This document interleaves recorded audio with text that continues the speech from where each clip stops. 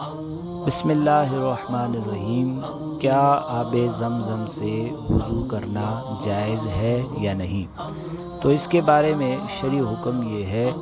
کہ ضرورت کے وقت یا برکت کے لیے، حصول برکت کے لیے اگر کوئی شخص آب زمزم سے وضو کرتا ہے یا غسل کرتا ہے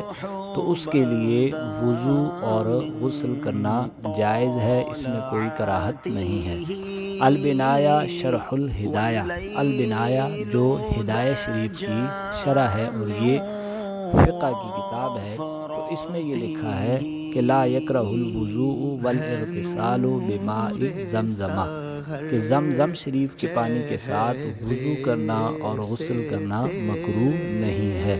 اسی طرح حاشیہ طحطاوی، یہ بھی فقہ کی کتاب ہے،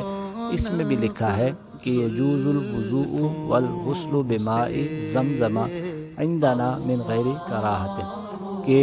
غسل کرنا اور وضو کرنا جائز ہے زمزم کے پانی کے ساتھ، عندنا ہمارے نزدیک یعنی احناف کے نزدیک، من غیر کراہت بغیر کسی کراہت کے، یعنی اس میں کوئی کراہت بھی موجود نہیں ہے، یہ عمل مکروہ بھی نہیں ہے،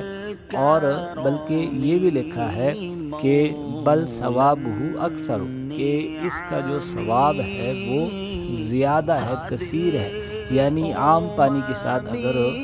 وضو اور غسل کیا جائے تو اس میں بھی ثواب ملتا ہے، لیکن اگر غسل اور وضو آب زمزم شریف سے